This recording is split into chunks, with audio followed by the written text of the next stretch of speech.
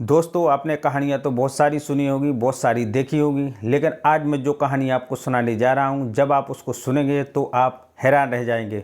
दरअसल ये एक ऐसी महिला की कहानी है जिसने अपने पति को सिर्फ धोखा ही नहीं दिया था, बल्कि उसके एक गैर मर्द के साथ में अवैध संबंध थे और उसी प्रेमी के साथ में मिलकर उसने अपने पति की हत्या भी कर दी थी।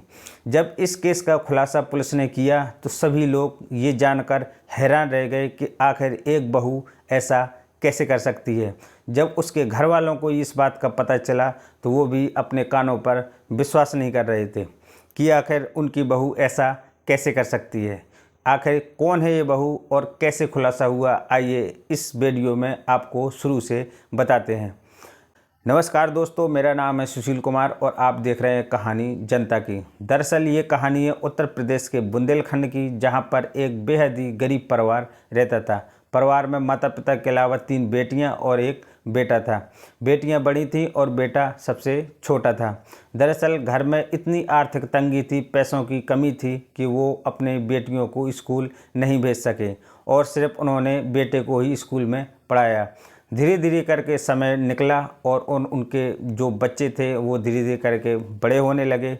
कुछ ही दिनों के बाद में जब माता पिता को ये पता लगा कि उनका बेटा पढ़ने में काफ़ी होशियार है और टीचर भी उसकी बड़ाई करते हैं, तो उन्होंने बेटे पर पूरा फोकस किया और अपनी बेटियों के साथ मिलकर मेहनत मजदूरी की और अपने बेटे को पढ़ाया और लिखाया।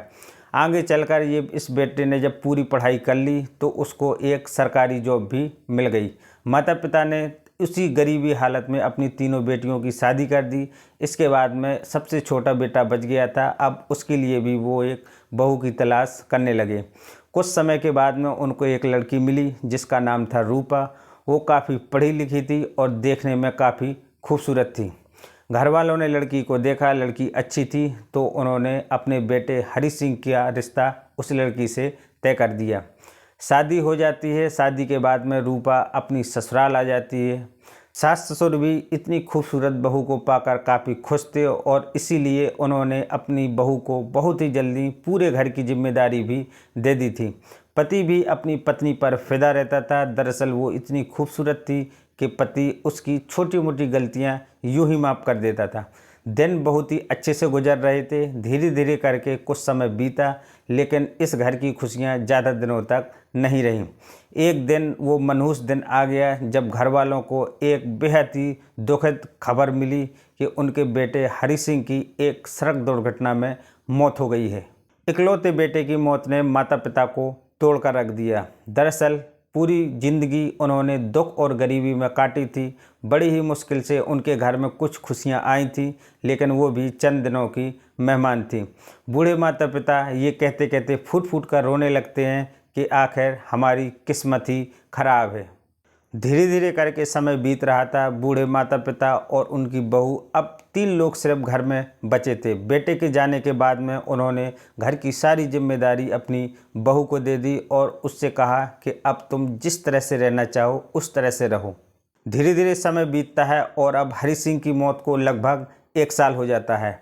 उसी इलाके के एक थाने में एक दिन एक फ़ोन कॉल पहुंचता है और फ़ोन करने वाला कहता है कि यहां पर सड़क के किनारे एक व्यक्ति बेहोश स्थिति में पड़ा हुआ है।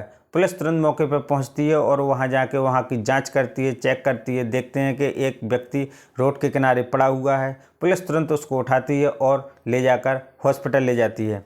हॉस्पिटल में जाकर डॉक्टर जब उसका चेकअप करते हैं तो देखते हैं कि उसकी सांसें चल रही हैं। डॉक्टर तुरंत उसका ट्रीटमेंट शुरू करते हैं।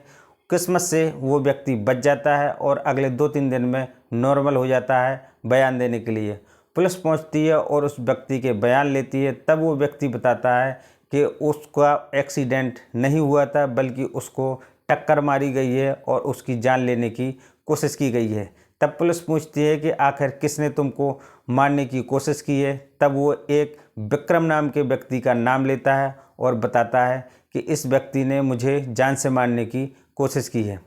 पुलिस तुरंत उस विक्रम नाम के व्यक्ति का रिकॉर्ड खंगालती है और उसकी पूरी कुंडली भी चेक करती है, जानती है। इसके बाद में जब उसके फ़ोन डिटेल को यानी कि CDR निकलवाई जाती है और उसके कॉल को चेक किया जाता है तो पता चलता है कि वो लगभग पिछले 1 से 1.5 साल के बीच में एक नंबर से लगातार घंटों बातें कर रहा था।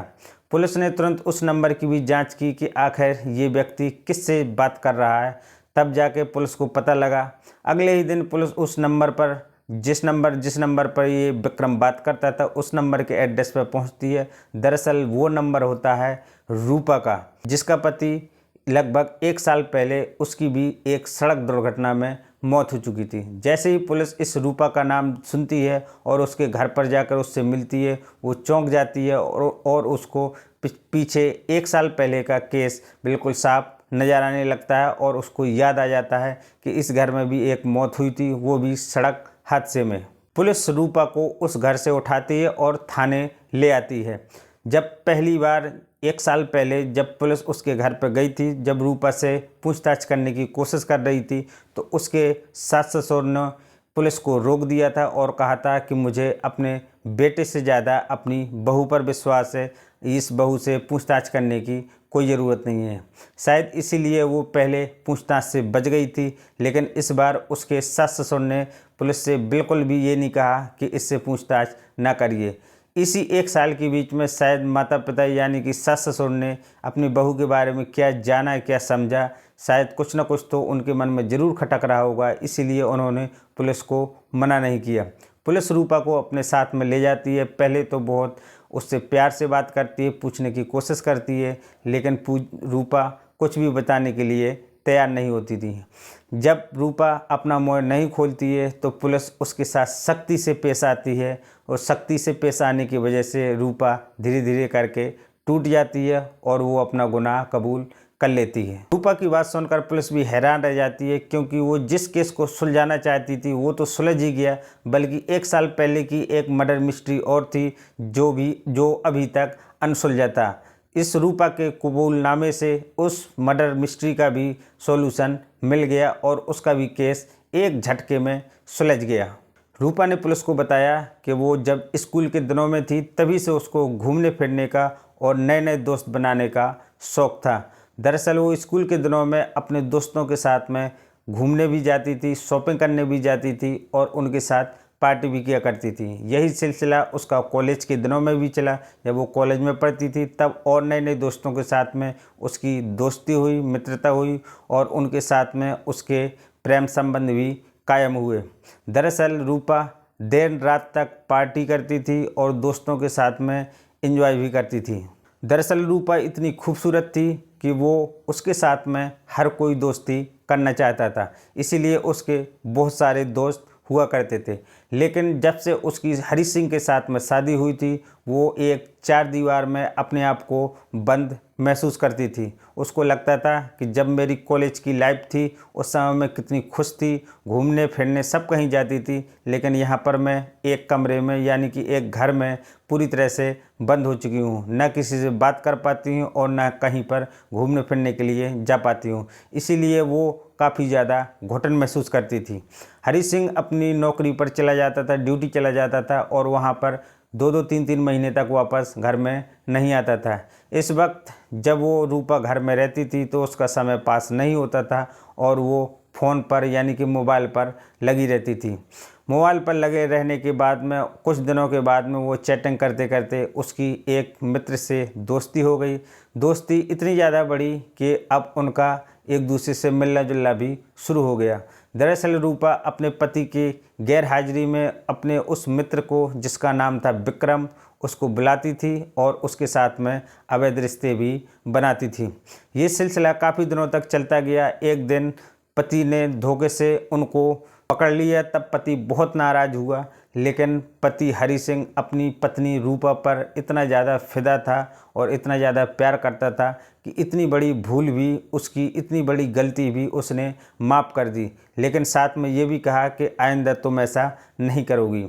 लेकिन रूपा नहीं मानी और उसके बावजूद भी अपने प्रेमी विक्रम से लगातार वो फ़ोन पर चैटिंग करती रहती थी। जब पति हरी सिंह अपनी पत्नी को बार बार समझाता था, लेकिन रूपा समझने की कोशिश भी नहीं करती थी। रूपा भी अपने पति से परेशान हो चुकी थी और उसने अपने प्रेमी विक्रम के साथ मिलकर एक षड्यंत्र रचा और षड्यंत्र ऐसा रचा कि उसने अपनी पति की हत्या की योजना बना डाली। फिर क्या था, एक दिन उसका पति बाजार गया हुआ था और रोड पर उस विक्रम नाम के व्यक्ति ने उसका एक्सीडेंट करके टक्कर मार के उसके पति की हत्या कर दी।